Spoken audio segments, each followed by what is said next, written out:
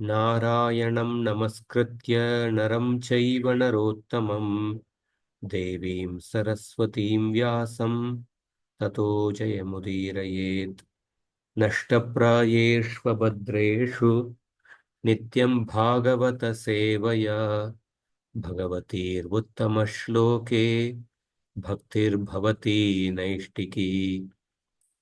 कृष्णाय वासुदेवाय देवकीनन्दनाय च नन्दगोपकुमाराय गोविन्दाय नमो नमः। ॐ अज्ञानतिमिरन्धस्य ज्ञानाञ्जनशलाकया चक्षुरोन्मिलितं येन तस्मै श्रीगुरवे नमः। नमो ॐ विष्णुपादाय कृष्णप्रेष्ठाय भूतले श्रीमते भक्तिवेदान्त स्वामिन्निति नामिने। नमस्ते सारस्वती देवे गौरवाणी प्रचारिणे निर्विशेष शून्यवादी पाश्चात्य देशतारिणे।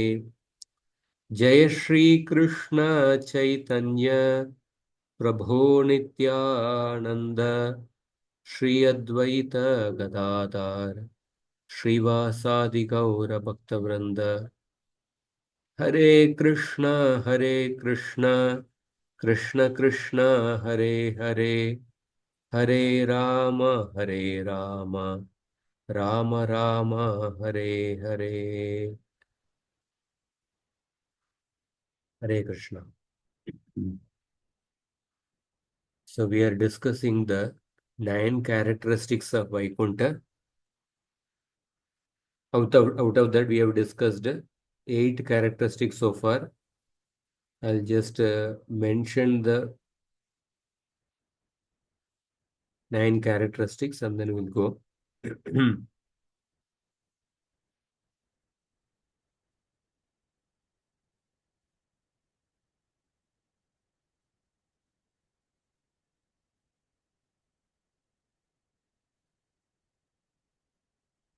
So the first characteristics of Vaikuntha is that Vaikuntha cannot be attained by fruitive activities. Second characteristic is that Vaikuntha is described in the Vedas as transcendental to the manifested cosmos, prapancha atitatva. And third characteristic is that tato askalanam. Vaikuntha has a nature that one who has attained Vaikuntha can never fall from Vaikuntha.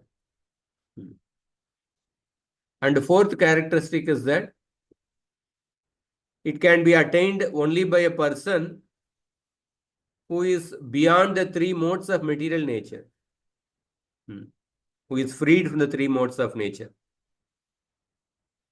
And the fifth characteristic is that even the abodes of Vaikuntha, abodes of the Lord within the material world, that means the avesha of the Vaikuntha within the material world, even they are also said to be transcendental to the gunas. Abodes of the Lord in this world, Vrindavan, Dwaraka, Mathura, Srirangam, Badrinath, etc. Because the Lord is present in them. Then what to speak of the Vaikuntha in the spiritual world? And sixth is that Vaikuntha is beyond the material nature. And seventh is it is eternal. And eighth is that Vaikuntha is attained only by pure devotion. What kind of pure devotion? That level of pure devotion in which a person considers even the moksha to be insignificant. That pure devotion which belittles even the bliss of liberation. By that pure devotion, one attains Vaikuntha. And then the ninth characteristic is that Vaikuntha is made of sat-cit-ananda. It's called a sat-cit-ananda gana. It's a highly compact mass of the eternity, knowledge and bliss, consciousness and bliss. This ninth characteristic only we are going to discuss. I think this is discussed in 4 anucchedas, I guess. I remember. But anyway, we are going to discuss that. Begin the first one. Vaikuntha is sat-cit-ananda. Anuccheda 69. Sat-cit-ananda rupatvam. So the verse which is quoted is from Uddhava Gita, 11th canto, 20th chapter, 37th shloka. Yevametanmayadishtan anutishtanti me patah क्षेमं विन्दन्ति मत्स्थानं यद्ब्रह्म परमं विदुः. So this shloka, evametan mayadishtan anutishtanti me patah. In the Uddhava Gita, Krishna is talking about the different paths.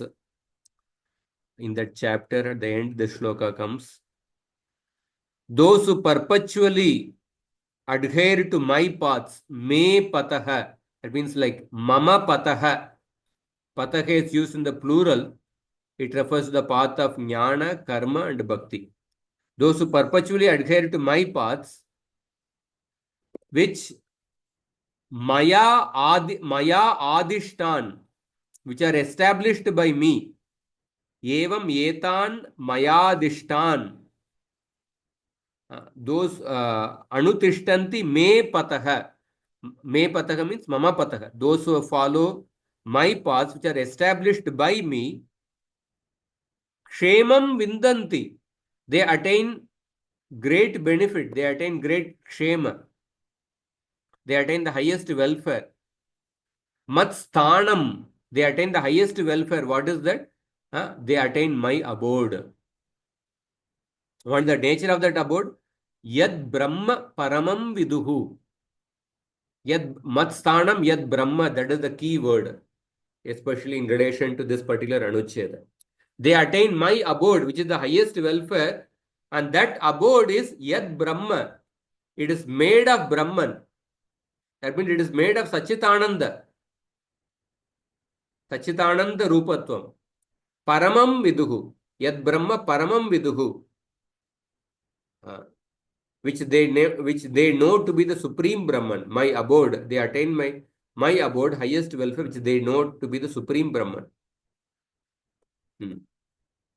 Explanation of this verse. Me patah.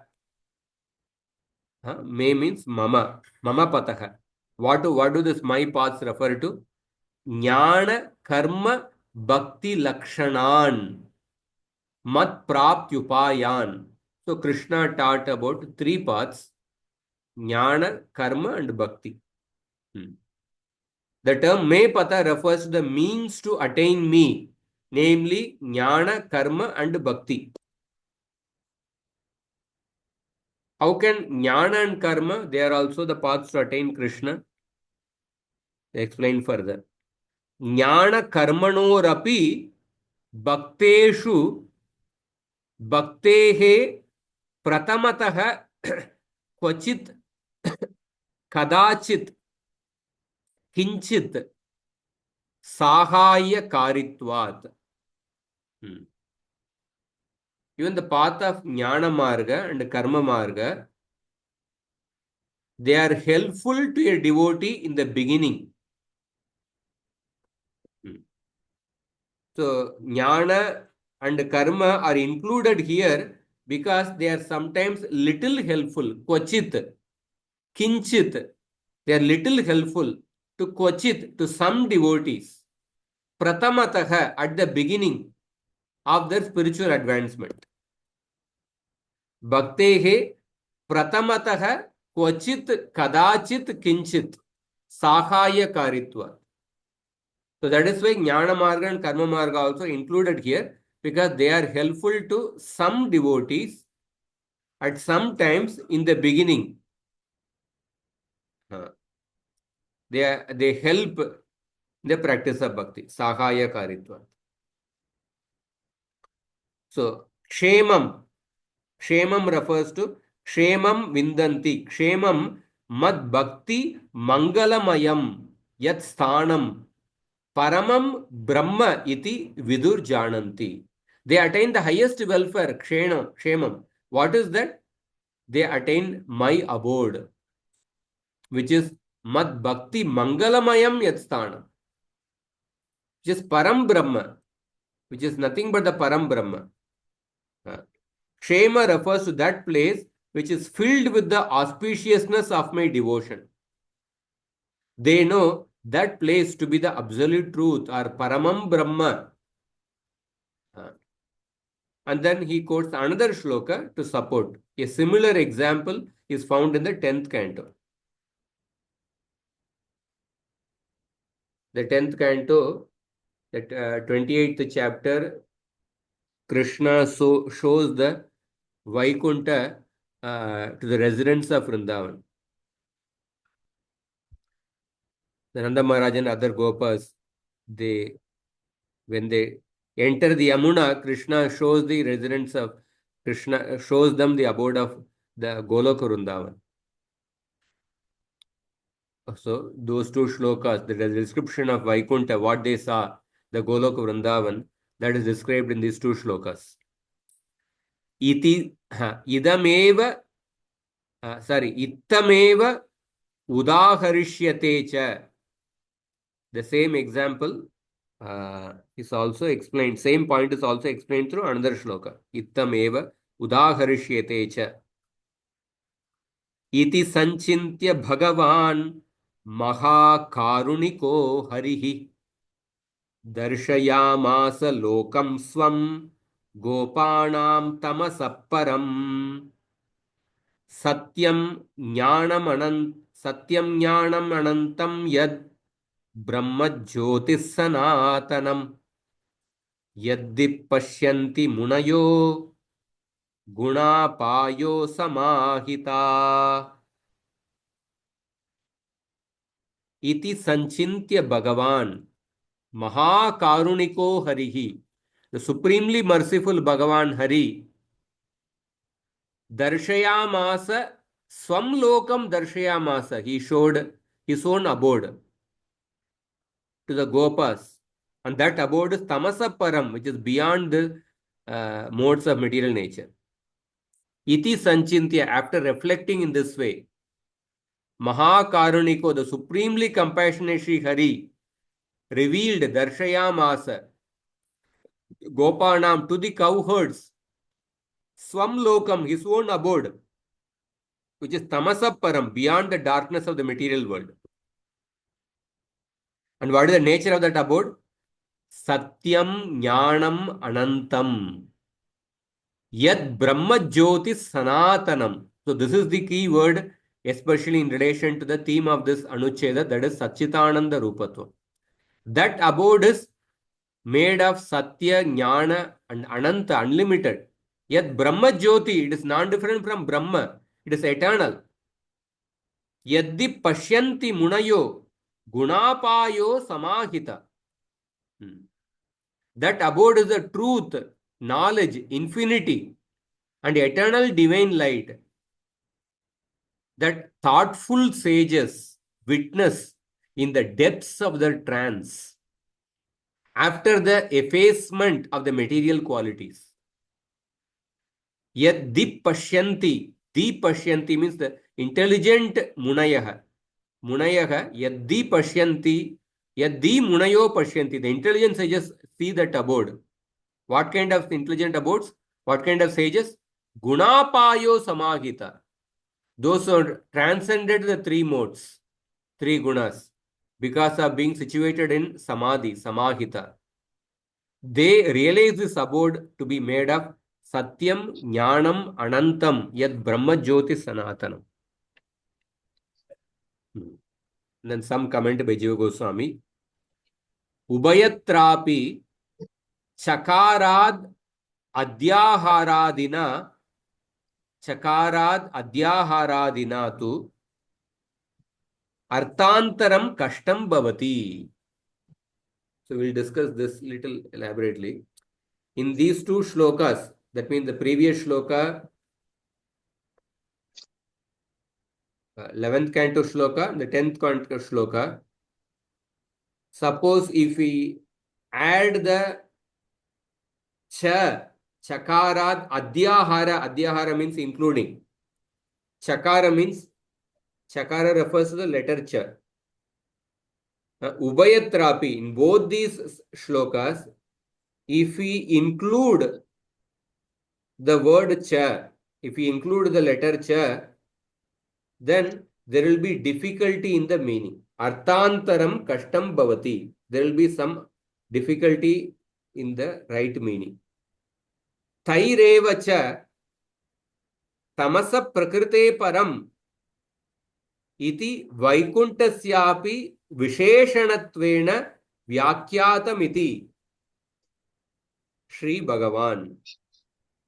In either of the two verses quoted above, it would be a mistake to imagine that there is ellipsis. Ellipsis means what? Ellipsis means non-inclusion, omission. It would be a mistake to imagine that there is ellipsis of the conjunction cha, and that it must be therefore be added to complete the sense. In a far-fetched attempt to suggest that Brahman and Krishna's abode are two different realities. So suppose in these two shlokas, the chakara is not there. Chakara is not there. But if we include the word chakara, then the meaning would be that Brahman and Vaikuntha are two different realities. That is the meaning it would come. So Sridhar Swami has included a chakara. But by including the chakara, there will be a mistake in the meaning. It would give the impression that Brahman and Vaikuntha are two different realities. So why did Sridhar Swami include that chakara?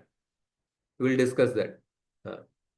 Sridhar Swami has himself explained that the phrase beyond the darkness of material nature qualifies Vaikuntha. Tamasa Param is a Visheshana for Vaikuntha. Like that Sridhar Swami has explained. But why Sridhar Swami has included the word chakara in these shlokas? Because by including chakara, there is a mistake in the meaning comes. That's what Jiva Goswami says. So commentary to the shloka, we'll discuss this. So, right in the 62nd anuccheda itself, it was mentioned that Vaikuntha is beyond the material world. The 62nd anuccheda, Vaikuntha is beyond the material world. We discussed this. Tamasa Param.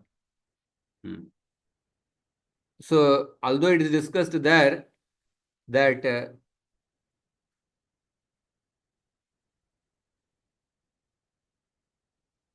and then again in 66th Anucheda also, it was mentioned that Vaikuntha is Nirguna. It is free from the material gunas. So, these two characteristics also, they naturally imply that Vaikuntha is sat-cit-ananda Gana. But nevertheless, still in order to explicitly mention Vaikuntha is sat-cit-ananda, Jiva Goswami is dedicating this Anucheda explicitly. Separately, he is dedicating this Anucheda.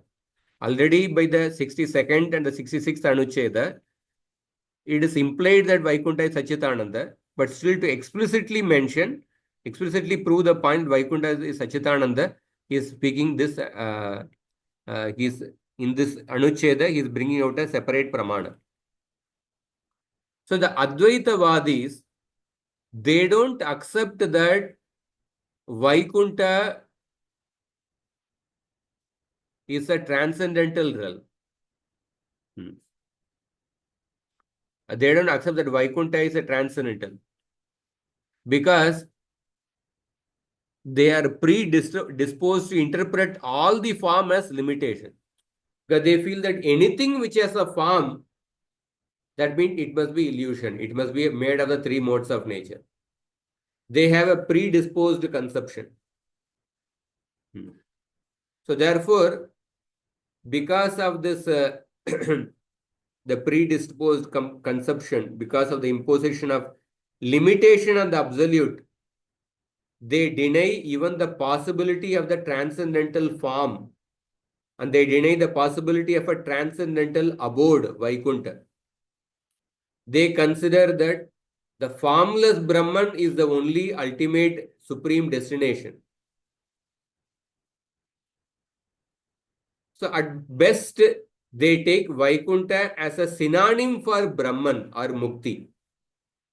Sometimes they consider attaining Vaikuntha means attaining Mukti. They consider Vaikuntha as a synonym for Mukti. So generally the Advaitavadis consider Vaikuntha to be subordinate to the impersonal Brahman. And they consider Vaikuntha to be product of Maya.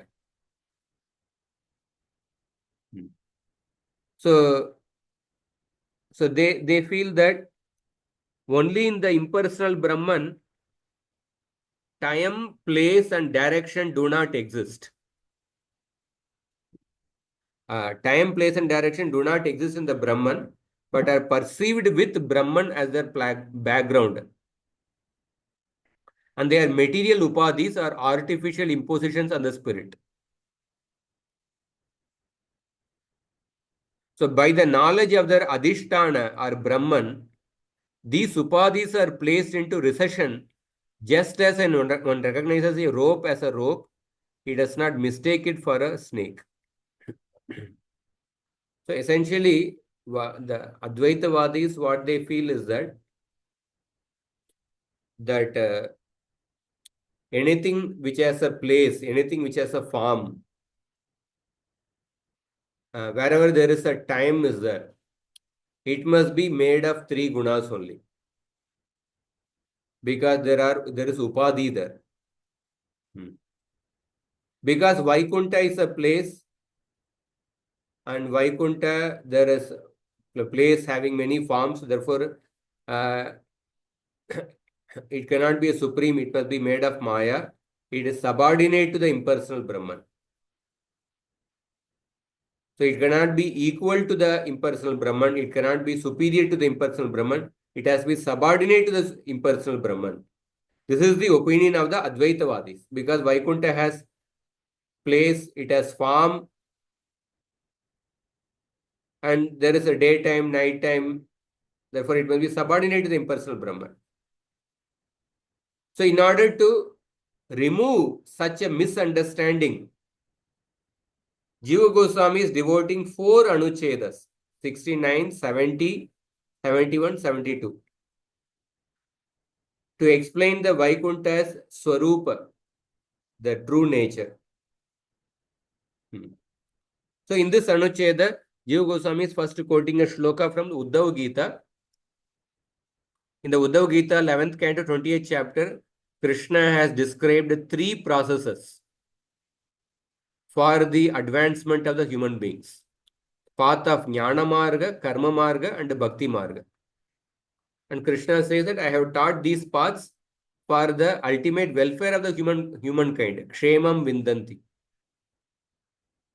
Krishna says that other than these 3 paths, there are no means for enlightenment. You see the shloka. Yogastrayo maya prokta nrinam shreyo viditsaya jnanam karma cha bhaktischa nopayo anyosti kutrachit. I have described these 3 paths, jnana, karma and bhakti, for the welfare of the people. Apart from these 3 paths, there are no other ways. So then Krishna instructed Uddhava in these 3 yogas, karma, jnana and bhakti. And in that section, Krishna, whatever is in the concluding of that particular chapter, the 37th shloka, that is quoted by Jiva Goswami here. So the word me pataha refers to the 3 paths. Truly speaking, Bhaktya Mam Abhijanati. But only by bhakti one can know Krishna. Bhaktyaham Ekaya Grahya. Only by bhakti one can attain Krishna. But jnana and karma, jnana and vairagya are sometimes helpful in the beginning. And Rupa Goswami has also confirmed this in the Bhakti Rasamrita Sindhu. Bhakti Rasamrita Sindhu, Rupa Goswami says that jnana vairagya yor bhakti praveshaya upayogita ईशत pratamam eveti nangatvam uchitam tayoho.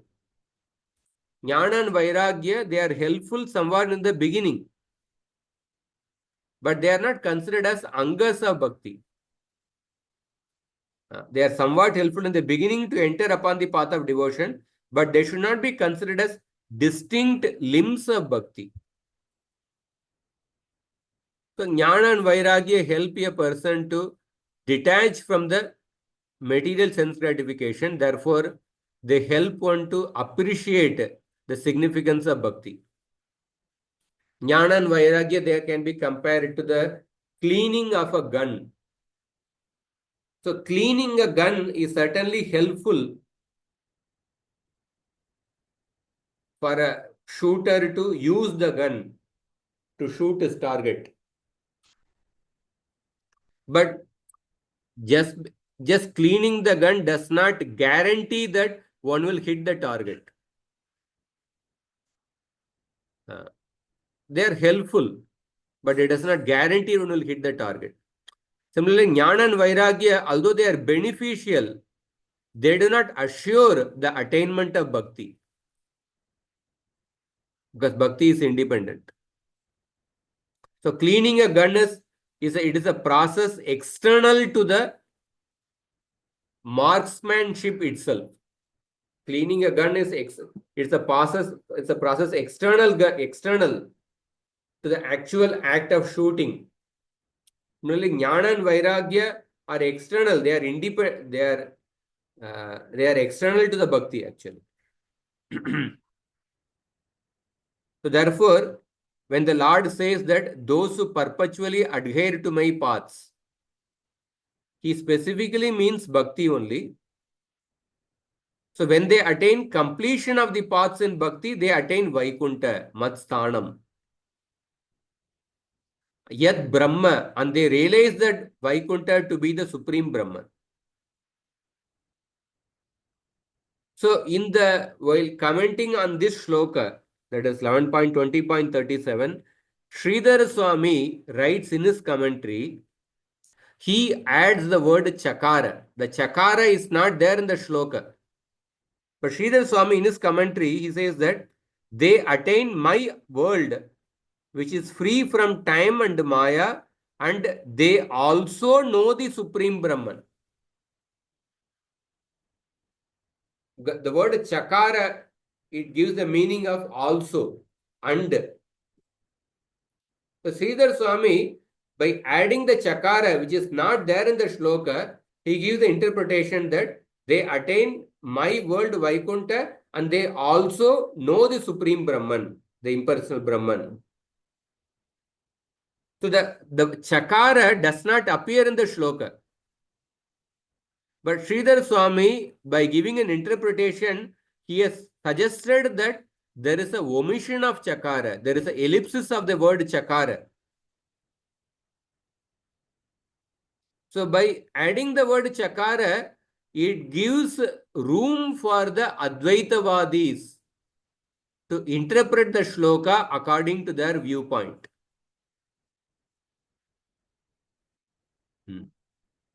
So the implication of adding the chakara is that the implication of this contrived interpretation is that devotees attain Krishna's abode and also realize Brahman,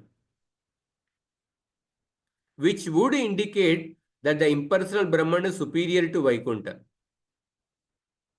And that impersonal Brahman is the ultimate destination.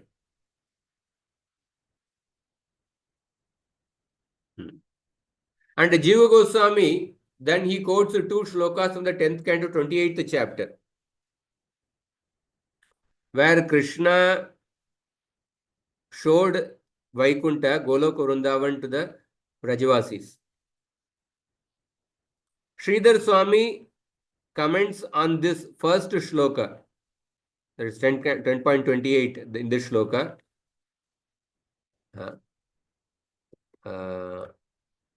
इति संचिन्त्य भगवान् महाकारुणिको हरिः दर्शयामास लोकं स्वं गोपाणां तमसः परम्. So Sridhar Swami has commented, Swam Brahma Swarupam Lokam Vaikuntakyam Cha.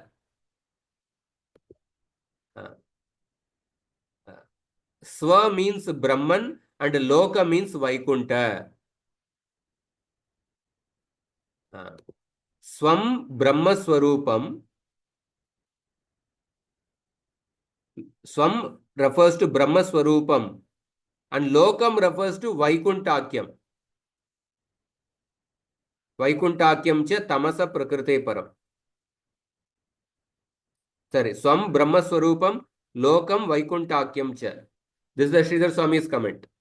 So here also Sridhar Swami has included the chakara, although it is not there in the shloka. Instead of saying his planet, he comments that the Lord showed them his planet and also the Brahman as well. So Jiva Goswami in this anuccheda, he is objecting to Sridhar Swami's adding this chakara in this anuccheda. Because Jiva Goswami says that by adding this chakara, which is not there in the shloka, it is giving rise to a distorted meaning. So now one may get the question, why Sridhar Swami has added the chakara which is not there in the shloka? The reason was explained by Jiva Goswami in the Tattva Sandarbha we had discussed in the 27th Anuccheda. Although Sridhar Swami is a great Vaishnava, he is the first commentator in the Srimad Bhagavatam, but in some places, Sridhar Swami's commentary on Bhagavatam is mixed with the Advaitavada interpretation. Why he did that? Sridhar Swami comes in the Advaita Sampradaya, but is a Vaishnava. But in order to attract the Advaitavadis to Srimad Bhagavatam, some places he has given in interpretation similar to the Advaitavadis. Sridhar Swami has done this deliberately to attract the non-theistic Vedantas, that is the Advaitavadis, to study and reflect upon the devotional Vedanta or devotional non-dualism. Some places he has given a Advaitavadic type of interpretation in order to attract the Advaitavadis to the devotional Vedanta. That is his purpose is actually pure. Like this is one instance. Like these are two instances. That is the Sridhar Swami's commentary on that 11.20.37 and this 10.28 the shloka. By adding the chakara, Sridhar Swami has given an interpretation that the Lord showed Vaikuntha and the impersonal Brahman. Or the devotees attain Vaikuntha and the impersonal Brahman. The chakara which is not there in the shloka is included by Jiva Goswami, by Sridhar Swami. Why he did that? In order to attract the Advaitavadis. So as a result, Jiva Goswami mentioned in the Tattva Sandarbha Anuccheda 27 that whenever Sridhar Swami's explanation is in accordance with the pure Vaishnava conclusions, he would follow it. In other cases, he would explain Sridhar Swami's comment in line with the pure Vaishnava principles. So these are some instances where Jiva Goswami prefers to differ with Sridhar Swami's comment, understanding his real intention. Understanding the real intention of Sridhar Swami, Jiva Goswami prefers to differ from Sridhar Swami. So therefore, Jiva Goswami says that Tair eva cha tamasa prakrite param iti vaikuntasyapi visheshanattvena vyakyatam. So although Sridhar Swami has interpreted the verses to conform to the Advaitavada view of the Absolute, but he has identified the words tamasa param, which means beyond material nature, as an adjectival phrase modifying Vaikuntha. So although Sridhar Swami has added a chakara, but Sridhar Swami has used tamasa param as an adjective for Vaikuntha. So Jiva Goswami is mentioning this fact to indicate that Sridhar Swami knows the real nature of the Vaikuntha, that it is transcendental. Otherwise, he would not have used tamasa param as an adjective for Vaikuntha. So he is indicating that Sridhar Swami knows the real nature of Vaikuntha. But Sridhar Swami has added the chakara which is not there in the shloka in order to attract the Advaitavadis. But Jiva Goswami is not is not doing that because so he says that chakara is not required. So there is no need to explain Sridhar Swami's method because the meaning of the original verse is clear.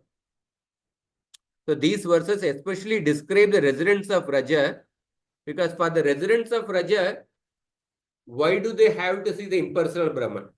There is no, Krishna does not have to show the impersonal Brahman to residents of Raja. Residents of Raja have absolutely no interest in seeing the Brahman. Rajavasis only desire to see the destination that awaited them. So therefore, it would be entirely be out of context for them to give to give a vision of Brahman. So therefore, the meaning of the shloka is that Vaikuntha is the transcendental absolute reality Brahman. Vaikuntha is Brahman. And Vaikuntha is not a material planet. So therefore, Jiva Goswami says that Swamlokam refers to Goloka, which is beyond ignorance. Satya means eternal manifest, Jnana means conscious, Ananta means unlimited, Sanatana means eternal. Jyoti means it is self-effulgent.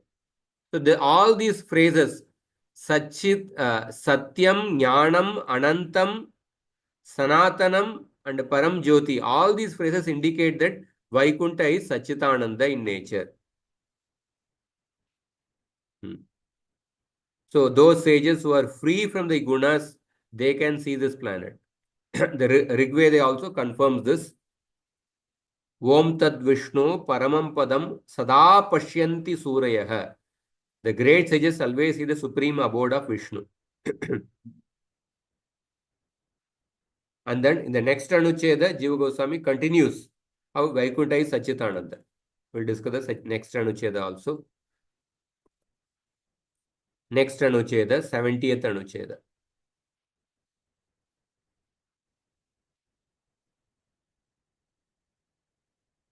How Vaikuntha is sat-cit-ananda. Now here the shloka is quoted from the second canto, second chapter. Two shlokas are quoted. Nayatra kalo nimisham paraprabhu kuto nu deva jagatam yayishire nayatra sattvam narajastamascha navai vikaro namahan pradhanam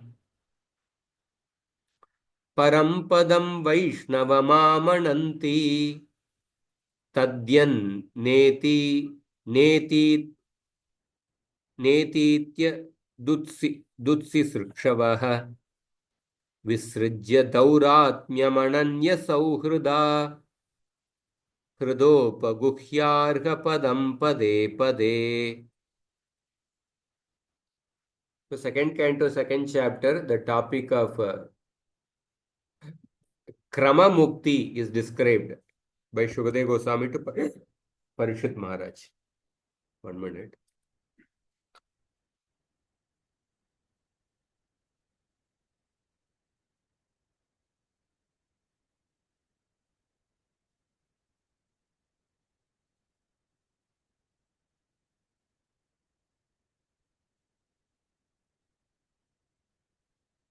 Shukdev Goswami says that the Krama Mukti, when a person attains Vaikuntha, the description of Vaikuntha is given. In that abode, time which reigns even over the immortals has no influence. Nayatra kalo animisham paraprabhu. Kalo, na kalo. There is no influence of time. That time reigns over even over the immortals. Has no influence. Time influences even the devatas. Animisham paraprabhu. Kutonu deva jagatamya ishire. Time has influence even over the devatas, because devatas have a particular lifespan. They cannot live eternally in their abodes. The time which controls even the devatas has no influence in the Vaikuntha. So what to speak of the gods who control the words? So devatas cannot have influence over the Vaikuntha. If time which controls the devatas has no influence in Vaikuntha, and what to speak of the devatas? How can they have influence in Vaikuntha? Kutonu deva jagatam ya ishire. Nayatra sattvam na rajas tamascha. Sattva guna, rajoguna, tamoguna are not present in Vaikuntha. Navai vikaro na mahan pradhanam. Navai vikaro na mahan pradhanam. The ego, the cosmic intellect, or the primordial nature, Mahatattva Pradhana, they don't exist in the Vaikuntha. Parampadam Vaishnavam Amananti Tadyan na iti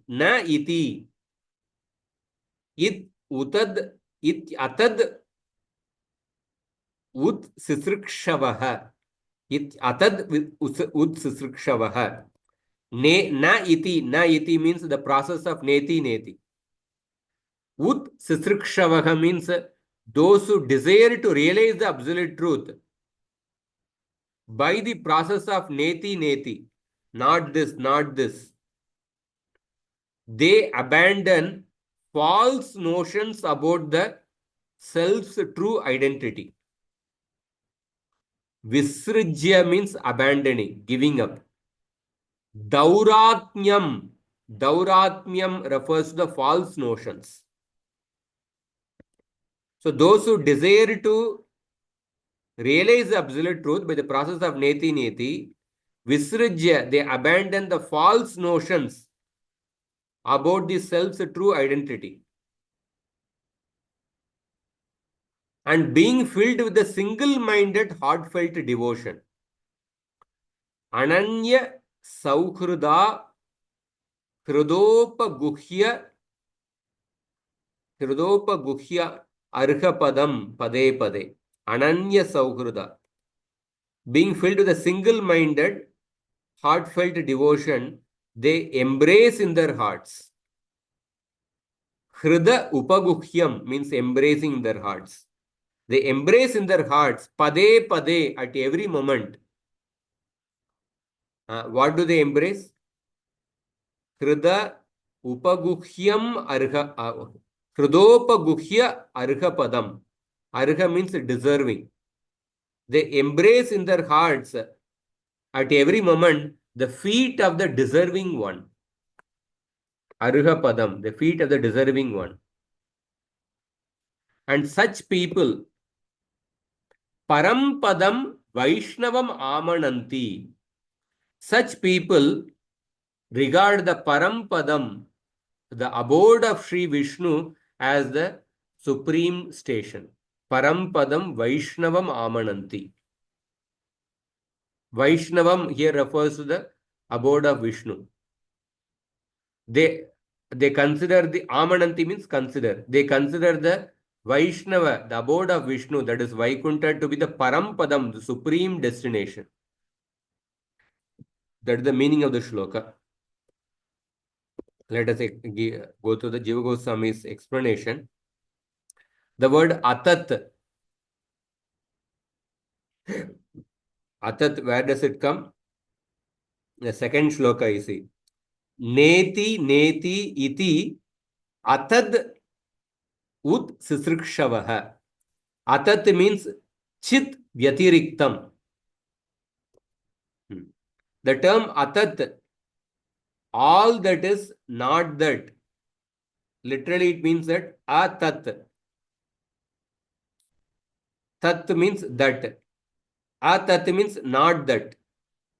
Or everything that is not the absolute truth. That is what atat. So atat means other than the inherently existing conscious being. Chit. Chit means the conscious thing. Sat-cit-ananda. Chit vyatiriktam.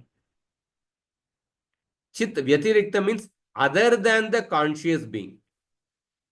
So atat refers to uh, other than the inherently existing conscious being. Neti neti ityevam utsrashtum ichavo dauratmyam bhagavad atmano bhagavad atmano Bhagavad आत्मनोर अभेद दृष्टिम विसृज्य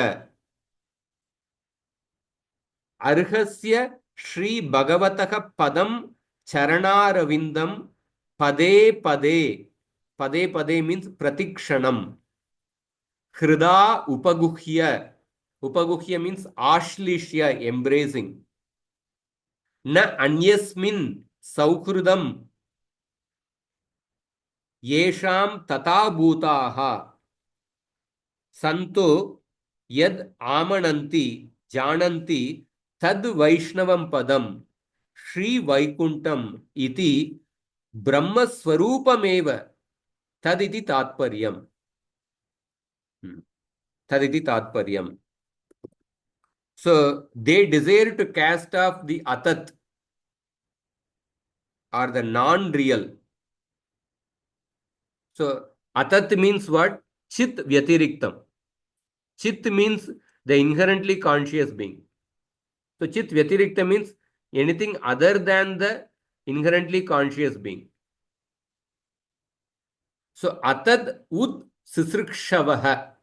That means they desire to cast off all the non-real things. Atat ud sisrikshavaha. By following the process of neti neti. Whatever is a non-real thing, they want to give up that.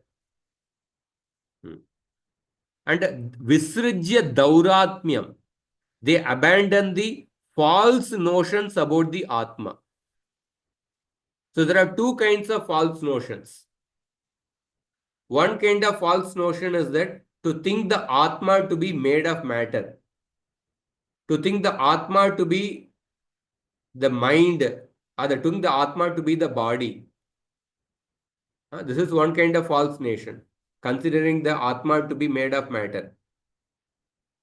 Another kind of false notion is that considering the Atma to be equal to the Bhagavan,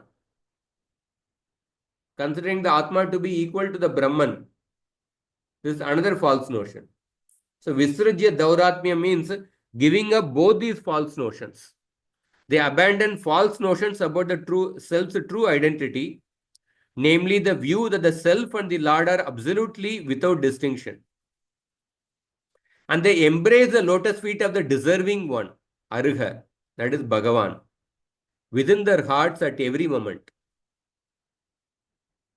The term single-minded, ananya sauhrida, heartfelt devotion means that such devotees are filled with exclusive affection for him alone and not for anyone else.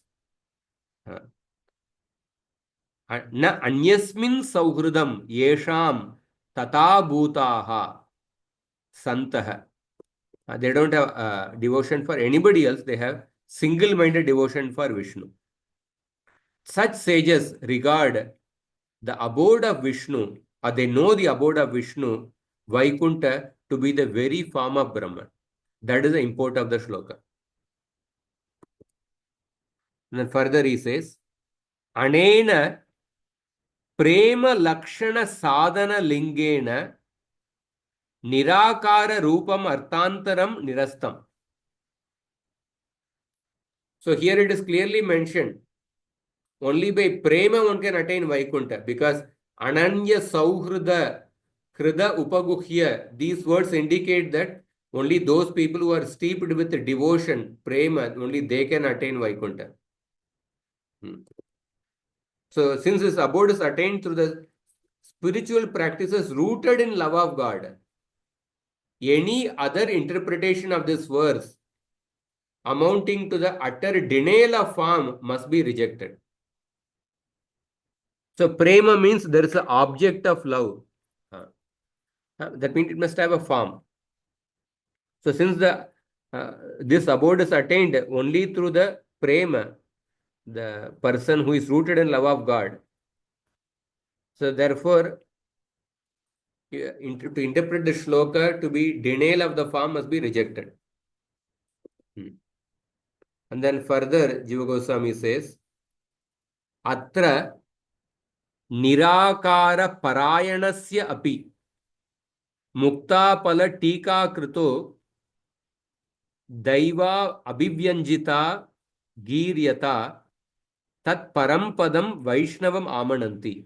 So there is a person called as Hemadri who has written a commentary on the Srimad Bhagavatam called as Muktapala. This Hemadri actually comes in the Advaitavada Sampradaya. He is devoted to the Advaitvada conception. But here Jiva Goswami says that even that Hemadri, who is the commentator who wrote the Muktapala commentary, Daiva Abhivyanjita, by the because of fate, even he has glorified, even he also has glorified Vaikuntha in his commentary.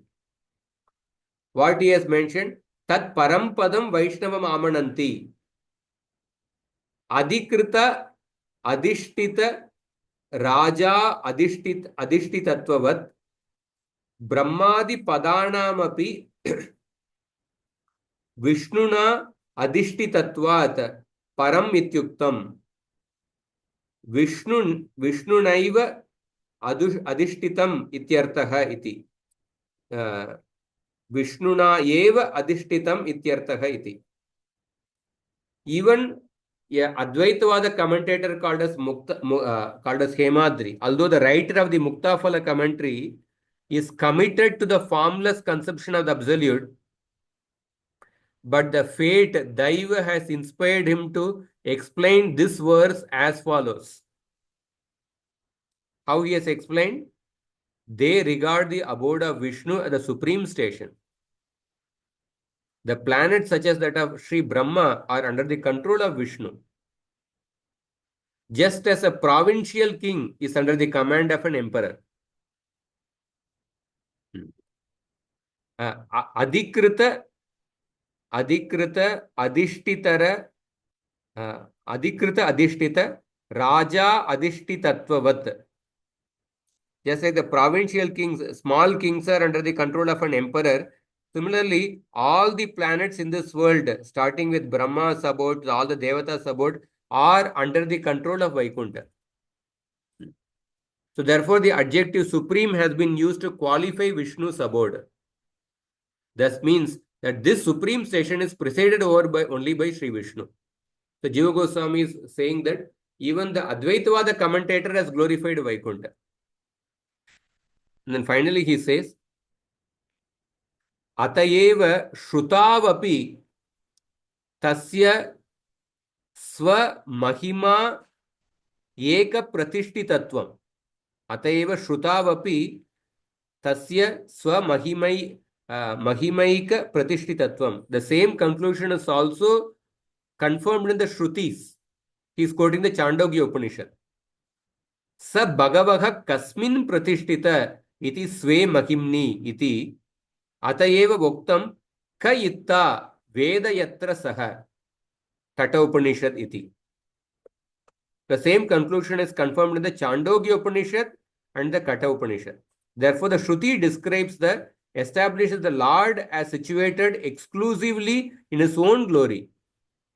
Where is that Lord situated? In his own glory. Sa Bhagavaha Kasmin Pratishtita. Where is that Bhagavan situated?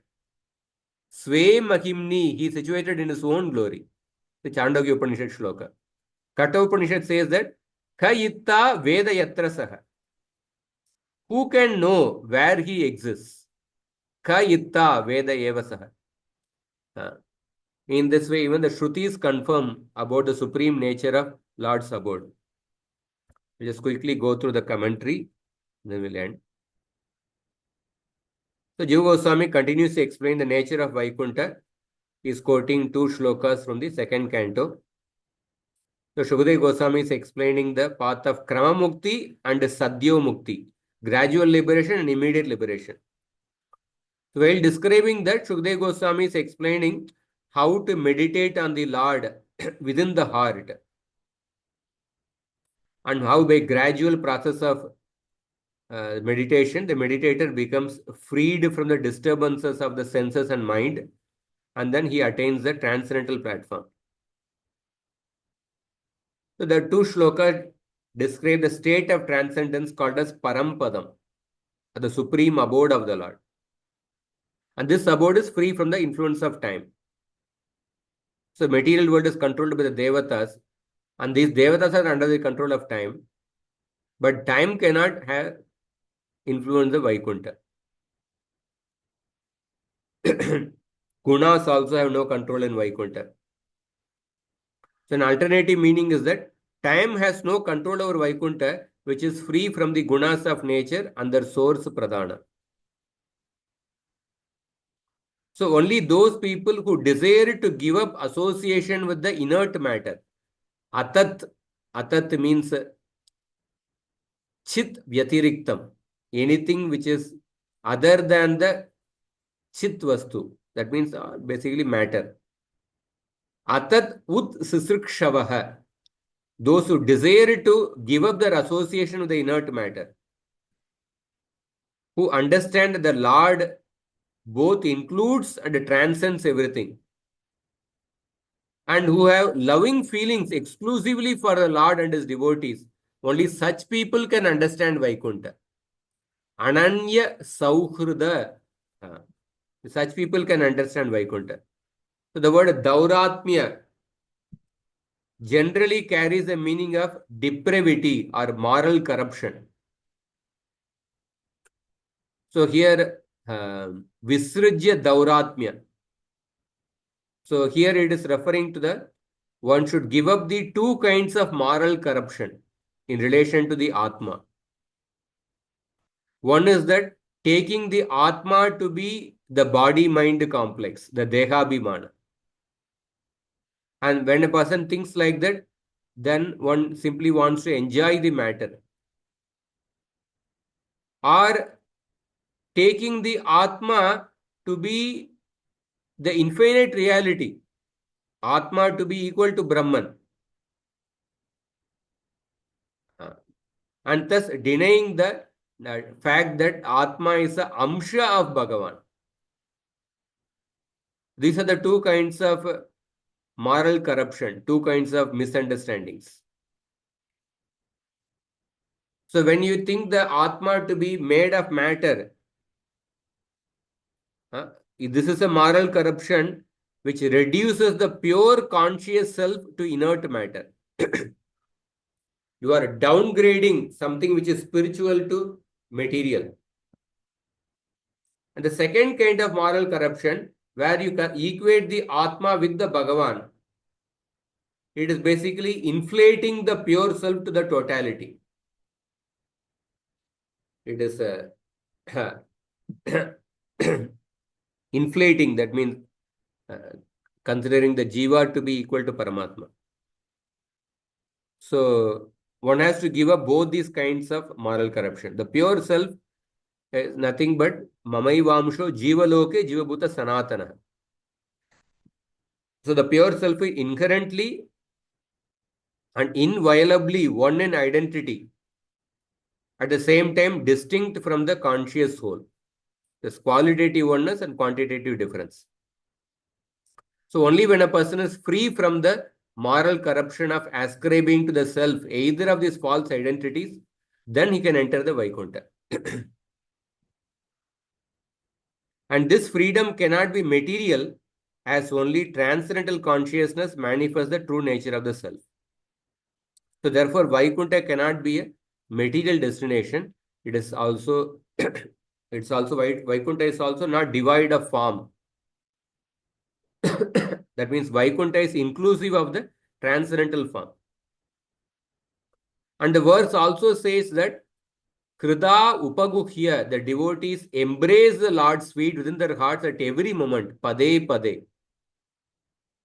So therefore, Parampadam cannot refer to the formless Brahma Jyoti, because in the formless Brahma Jyoti there is no possibility of meditating on the Lord's feet.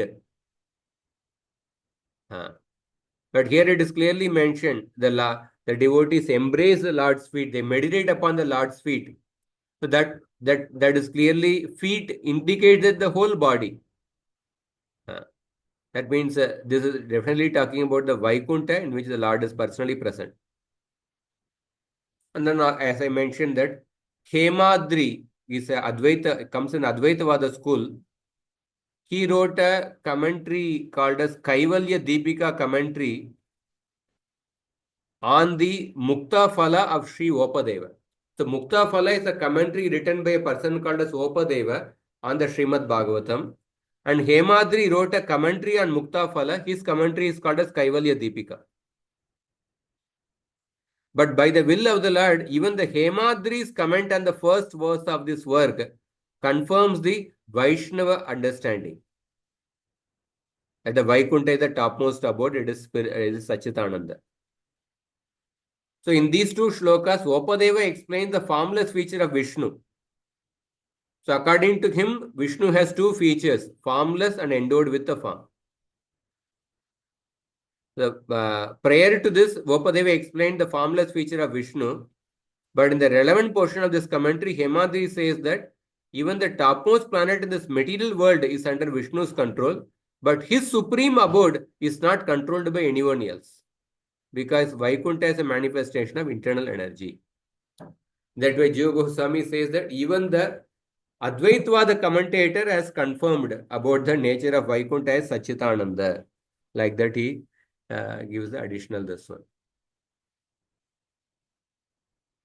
So next shloka, Jiva Goswami will explain the meaning of the Kathopanishad mantra, which is cited at the end of this anuccheda. We'll see that in the next class. Hare Krishna. Anybody has any questions or comments?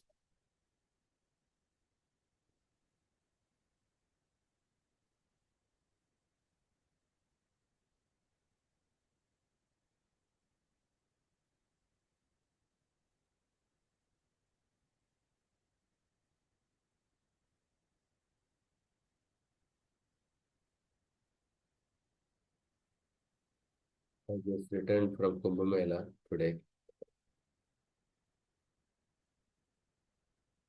It's a little almost a 43 hours journey door to door.